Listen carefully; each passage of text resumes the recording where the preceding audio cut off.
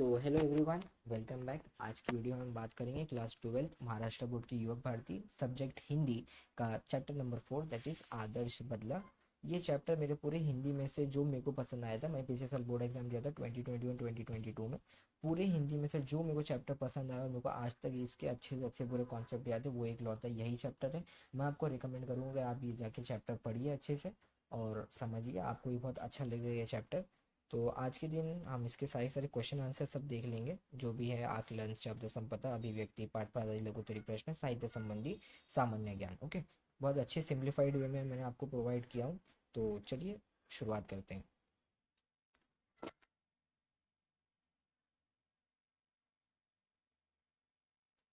आकलन देख लेते हैं। सबसे पहले कृतिपूर्ण कीजिए। साधुओं की एक स्वाभाविक विशेषता। आपको एक्सट्रैक्ट दिया रहेगा तो सारी सी बात आप ये सब एक्सट्रैक्ट में से डाल सकते हो, लेकिन आपको कंस्ट्रक्शन ऑफ सेंटेंस करना बहुत ज़रूरी होता है लैंग्वेज में। तो देख लेते हैं उनकी एक स्वाभाविक विशेषता। एक स्थान से दूसरे स्थान पर जाते रहना और भजन तथा भक्ति गीत गाते बजाते रहना। साधुओं का जो मतलब सन्यासी लोग रहते हैं हमारे, ये उनका काम होता है। ओके, विशेषता होती है।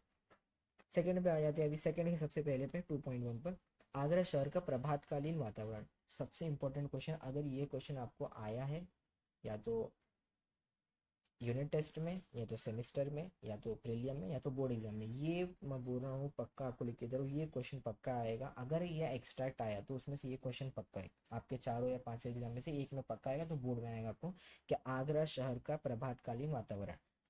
हमारे टाइम पे ये हमको यूनिट टेस्ट में भी आया था, सेमेस्टर में भी आया था, प्रीलियम में भी आया था, और यहाँ तक कि बोर्ड एग्जाम में भी हमको ये जो एक्सट्रैक्ट आया था उसमें ये क्वेश्चन था कि आगरा शहर का प्रभातकालीन वातावरण बताइए। आंसर देख लेते हैं इसके।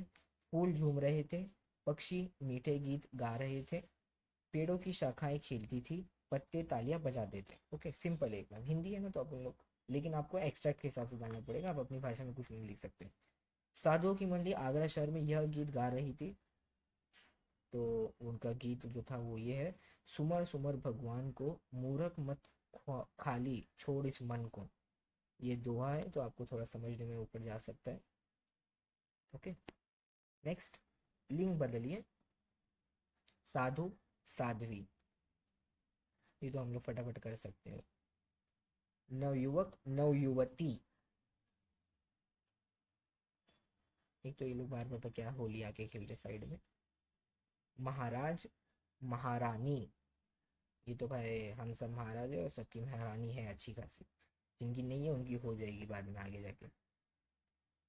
दास, दासी। चलिए अब बहुत हो गया दास दासी महाराणा महारानी। आगे जाते हैं अभिव्यक्ति। चलिए, मनुष्य जीवन में अहिंसा का महत्व। अहिंसा गांधी जी का बताया हमारे आपको, उसके हिसाब से आपको इम्पोर्टेंस क्या लगता है। तो देख लेते हैं इसका आंसर। हिंसा क्रूरता और निर्यात की निशानी होती है। ओके, अहिंसा है ये हिंसा के बारे में पहले बता रहे हैं, मतलब क्रोध के बारे में। इससे किसी का भला नहीं हो सकता। इस संसार के सभी जीव ईश्वर की संतान है और समान है। सृष्टि में सबको जीने का आधार अधिकार है।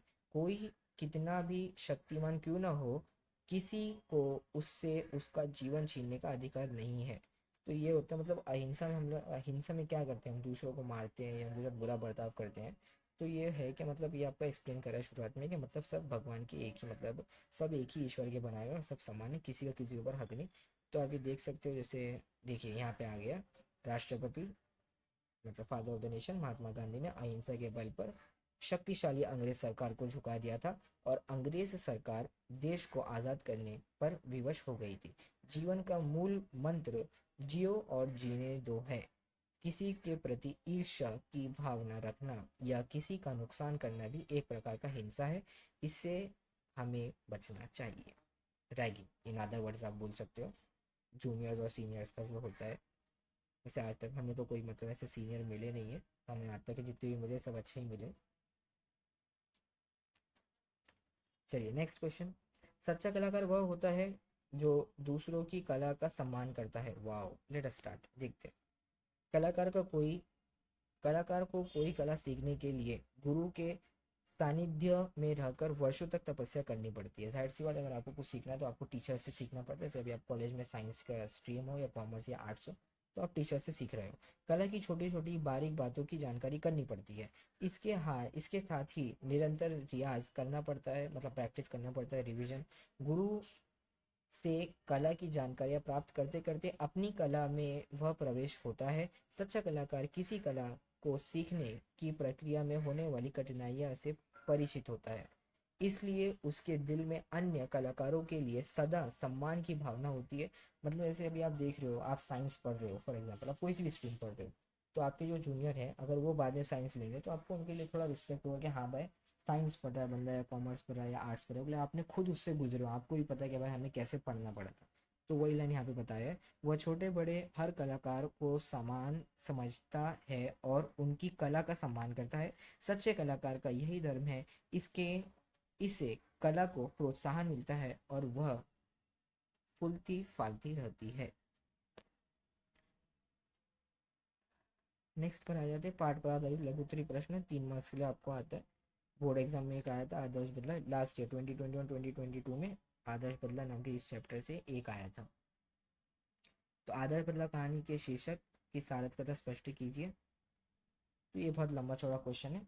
आपको एक काम करता हूँ, मैं पहले दिखा देता हूँ, आप इसका स्क्रीनशॉट ले लीजिए, फिर बाद में मेरे को ये क्वेश्चन मैं बोला था ना आपको शुरुआत में कि ये एक लौता चैप्टर मेरे को आता याद है, तो मेरे को ये चैप्टर पूरा अच्छे से याद है अभी भी। मैं आपको इसका डायरेक्टली अपने हिसाब से मैं आपको इसका एक्सप्लेनेशन बता दूंगा, आप इसका स्क्रीनशॉट लेते जाइए बस। बाबा हरिदास, ये सब कैरेक्टर्स हैं हमारे इसके अंदर। बैजू बावरा जो मेन कैरेक्टर है, अकबर है, ओके, तानसेन है,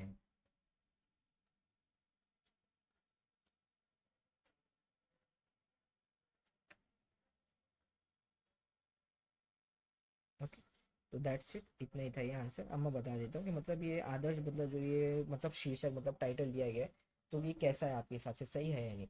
तो जो एक लड़का था बैजू बावरा, वो छोटा सा था, इसके जैसे आप लोगों ने शुरुआत में देखे थे क्वेश्चन आंसर के अंदर कि उसके उसके जो पिता थे साधु थे, तो वो आगरा शहर के बीच में वो लोग गा रहे थे, तो लोग अच्छे खासे व्यस्त हो गए थे, उनके गाने में मग्न हो गए थे।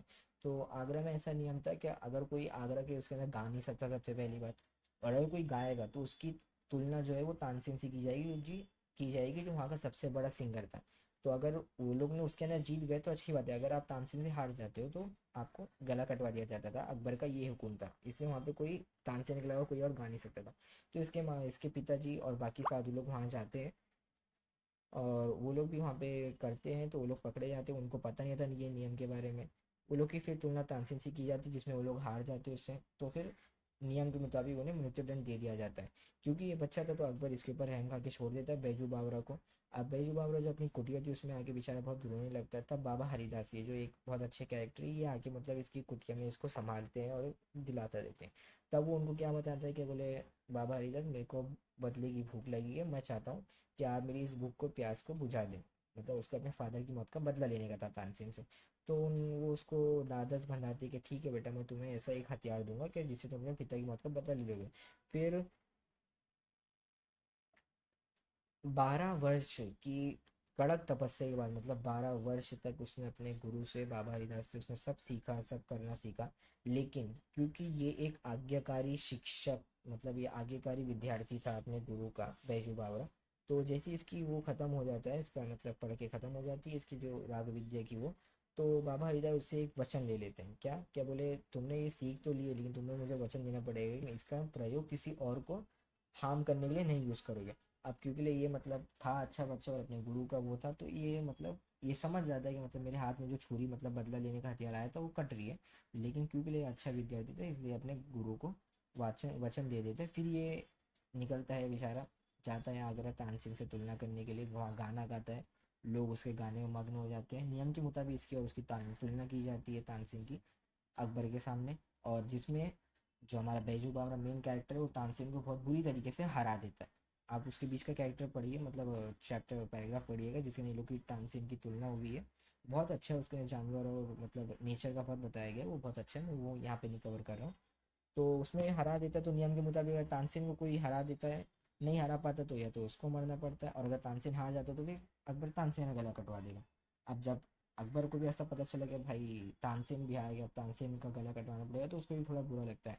लेकिन क्योंकि लिए बैजू बावरा ने अपने शिक्षक को मतलब बाबा अलीदास को वचन दिया था कि वो इसका उपयोग किसी को हार्म पहुंचाने के लिए नहीं करेगा। तो वो क्या बोलता है, बोले मैं नहीं चाहता, मतलब क्योंकि तानसेन उसके पैरों में गिर जाता है अपनी जान के लिए, लेकिन वो क्या बोलता है कि बोले मैं नहीं चाहता हूँ कि मतलब तानसेन का गला काट दिया जाए, मैं सिर्फ ये चाहता हूँ कि आगरा की सीमा में गाना गाने का ये जो नियम है कि गाना गाना और तानसेन से न तुलना होने पर मरवा दिया जाता था, सिर्फ उसको हटवा देने के लिए वो कहता है।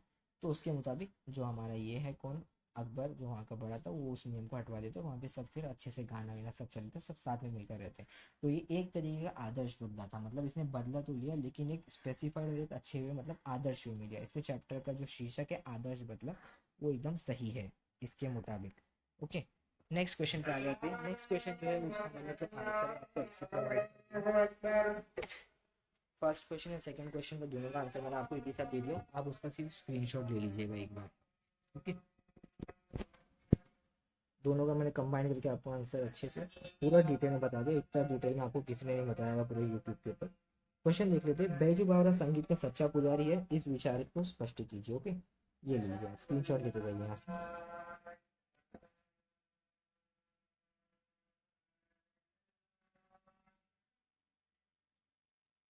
ज़्यादा कुछ है नहीं, मैंने जो दोनों जो अभी इतना बड़ा पूरा एक्सप्लेनेशन दिया हूँ उसके अंदर ये भी आंसर भी अच्छे से पूरा कवर हो गया है आपका। ओके, तो इस प्रकार इसमें कोई संदेह नहीं कि बैजू बावरा संगीत का सच्चा पुजारी है। नेक्स्ट पर आते हैं फाइनल पार्ट, साहित्य संबंधी सामान्य ज्ञान पर। सुदर्शन जी का मूल नाम, बोला था आपको पहले ही सबसे पहले चैप्टर में कि सुदर्शन जी का मूल नाम बताइए। तो सुदर्शन जी का मूल नाम है बद्रीनाथ। स्पेलिंग आपको अच्छे से याद करना पड़ेगा, स्पेलिंग मिस्टेक रहेगी तो आपको 0 मार्क्स मिलेगा, ऐसे नहीं कि आप आंसर लिखोगे और स्पेलिंग मिस्टेक रहेगी तो हाफ मार्क मिलेगा। वो हाफ मार्क वाला बोर्ड में बिल्कुल भी रूल नहीं है, 10th और 12th दोनों के लिए। तो स्पेलिंग अच्छे से कर लीजिएगा कि सुदर्शन जी का मूल नाम बद्रीनाथ है। नेक्स्ट पर है सुदर्शन ने मतलब सुदर्शन जी ने इस लेखक की परंपरा को आगे बढ़ाया है, इसका आंसर है प्रेमचंद। देखते हैं सही है या नहीं। वाह, तो सुदर्शन जी ने मुंशी प्रेमचंद की लेखन परंपरा को आगे बढ़ाया है। आप चाहो तो ये मुंशी वर्ड को मतलब नेग्लेक्ट कर सकते हो, लेकिन आप लिख दो क्योंकि अब एप्लीकेशन में ऐसा है तो फिर हम कर नहीं सकते, क्योंकि हमारे टाइम पे हमने सिर्फ प्रेमचंद लिखे थे सब लोगों ने, तो हमको अच्छा खासा मार्क्स मिला था। ओके, तो दैट्स इट गाइस, इसी के साथ आपका ये हो गया है चैप्टर नंबर 4, दैट इज आदर्श बदला। मैंने अच्छा खासा इसका पूरा अच्छे से पूरा डिस्क्रिप्शन और पूरा आपको ऐसे पूरा लिख के बताया, और इसमें जो भी थे अच्छे अच्छे पॉइंट्स, बड़े पॉइंट्स, उसका सेंट्रल आइडिया, थीम सब अच्छे से आपको एक्सप्लेन कर दिया, क्वेश्चन आंसर भी आपको सब पूरा प्रोवाइड कर दिया, ए टू जेड पाठ पर आधारित लघु उत्तरीय प्रश्न डिटेल में बताया। तो इसी के साथ अगर आप मेरे ख्याल में मुझे लगता है कि आपके जो भी डाउट्स रहेंगे इस चैप्टर के रिलेटेड सब सॉल्व हो गया होगा, और चैप्टर वीडियो के एंड तक के आपका भी ये सबसे फेवरेट चैप्टर बन गया होगा, जैसे फेवरेट चैप्टर ये मेरा था। तो वीडियो अगर आपको पसंद आया हो तो लाइक कीजिए, शेयर कीजिए, अपने बाकी सब दोस्तों के साथ शेयर कीजिए। चैनल पे अगर आप पहली बार आए हो, वीडियो और अच्छा लगा और आपके चेहरे पे एक भी मुस्कान आई हो तो चैनल को सब्सक्राइब कीजिए, और बाकी अपने फ्रेंड्स को भी बोलिए सब्सक्राइब करने के लिए। अपने कॉलेज ग्रुप में, व्हाट्सएप ग्रुप में अपने जूनियर्स के साथ इसको शेयर कीजिए, क्योंकि आने वाले टाइम में उनको इसकी ज़रूरत पड़ेगी। और जितने भी हो सके अपना लव एंड सपोर्ट चैनल को दिखाइए, आगे आपके लिए बहुत अच्छी अच्छी चीज़ें आपके लिए आने वाली है। तो मिलते हैं अगली नई वीडियो के साथ, एक नए चैप्टर के साथ। Till then take care and good bye.